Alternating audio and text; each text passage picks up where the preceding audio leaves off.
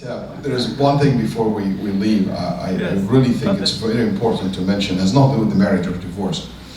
My dear brothers and sisters, you know that this is an election cycle. And this is a very vicious, terrible election cycle that we have. Before, Muslims like secondary thing, but Muslims in this elections are the issue, or one of the issues, that people fight over us and talk about us. And it's such a shame that we have nothing, if we act as if we have nothing to do with what's going on. And we don't ever feel that there is a duty upon us as Muslims and upon Muslim community to show up and to make sure that our voice is heard. I don't care who you vote for, but what I care for, that your vote counts. That people know, because that's what it does. That basically those who vote, those who show up, those who are named in the ballots, that they know this is the community that is respected. This is the community that politician cares for.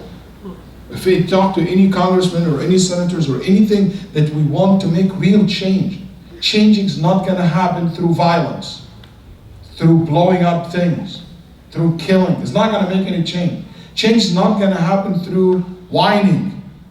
Change is not going to happen through basically crying and complaining. Change will happen when we active. We're not going to be able to make a quick change. We are a community who are very small in number and very far away from the place of influence. It doesn't make any sense, because you know what, you get active this year and you go vote, you think you're going to change the American foreign policy, which has been for the last 200 years, 100 years. You can't expect that. It's going to take time, but we have to start at one point. You know, in America, voting, what you see today is the result of a very long history. It started in 1607, I believe, when in Jamestown, when first voyager came and settled in Jamestown from England, one of the first things they did, they elected someone among them. Then elections went through so many stages until what we see today. For many years, not all Americans were able to vote. Just read a little bit about history of it. In order for you to vote, not only black are not allowed to vote, a lot of white were not allowed to vote. Because in order for you to vote, you have to be a landowner. Many people don't own land. Why? Because who control the politics of the country? The rich, the landlords. Women were not allowed to vote for a very long time. Then, after the law changed and allowed black and slaves and former slaves to vote, you know what? We got all these loopholes in the voting.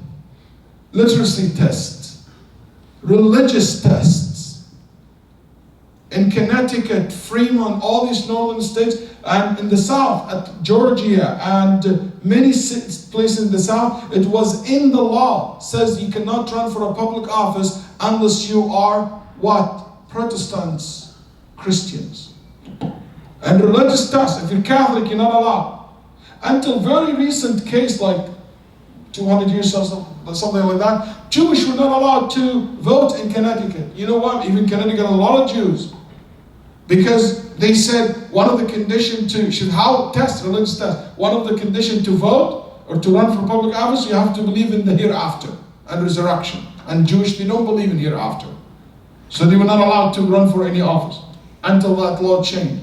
So there is like a lot of loopholes will exist until, you know, the Selma March with Martin Luther King, and became even a movie and became very famous incident. Why I'm saying this, because what you enjoy today is the result of so many years of struggle.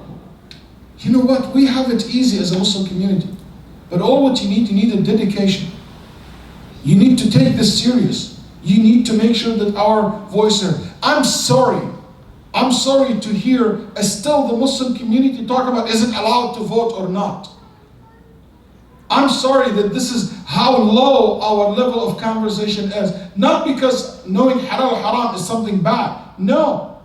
But this is something we should learn long time ago. There are not a single, I want to make this clear, because there are some people online fool the Muslim community. There are some young people and young men and women who do not have clue, okay, about what they're talking about. They come and say, it's kufr, it is this, it's that. Where are you coming from? That not a single Muslim fatwa council in the whole entire Muslim world, not a single one, starting from the biggest and the most elite one, which is that under the Muslim world tie, the jurist or Majma' al-Fiqh al-Islami, Tabi'at al-Islami, which is the most prestigious one, all the way to all these small councils of fiqh and fatwas, like the one we have in America and Europe, all of them across the board, from all the way Japan, all the way to here, through the Middle East. They said, in the non-Muslim country, we encourage Muslims to participate in voting and to make sure that you know how to vote. You know, the conversation should not be about, I'm allowed to vote or not. You know what the conversation that we should have as a Muslim community and we should talk about? It's about think higher than that. We should start raising issues and talk about issues like the registration vote, the ID that is request for vote. Because 25% of eligible voters in America, they don't carry an ID, or 11%. And 35% of the 11% are from one segment and one community in America. That's why you see people furious about the African American votes being blocked. You know, we should be starting conversation to say why someone who served a sentence in jail is not allowed to vote. He did his duty, he got his punishment. Why would you prevent him from his right to vote? While so many countries in the world allowed even prisoners to go on to vote. We should be contributing to a more intellectual conversation in this area. We should start questioning why our senators and congressmen act like kings, have unlimited terms. Some of these senators and congressmen for 40 years in power and 30 years in power. We should start talking about things like that. That lobbying for some change in our electoral vote system, and we have a very interesting, I'm not taking one position or another, but what I'm saying, that's what I expect our community, you guys, very well-educated community. That's the type of talk that we should have. That's the type of conversation we should have. We should move ourselves ahead of this, stagnant situation that we are in. Oh, it's going to vote in Puerto Rico. I understand.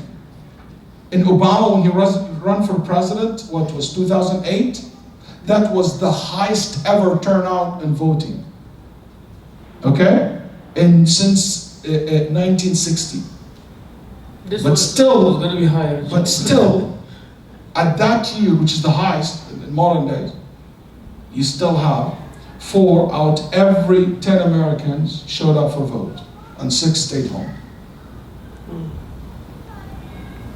We have a good chance. We have a good chance. We should, when it comes to voting, we have to take this serious. And if we want to have a respected future for our community and our society, and because that we owe this country. It did so much good to us as individuals and community members here. We owe it to make sure that this is going to run in a good way, and it will affect a lot of other places in the world as well. You know why bad officials are elected? When good citizens don't vote. That's why bad officials are. We should talk about the money and how to play but we cannot open our mouth and speak about anything of these issues if we don't show up to vote. You have no right to speak about anything of this area as a community, and you have dared to talk about it if you don't even vote and you don't go show up for voting. I attended a fundraising, like special fundraising in one of the people's house.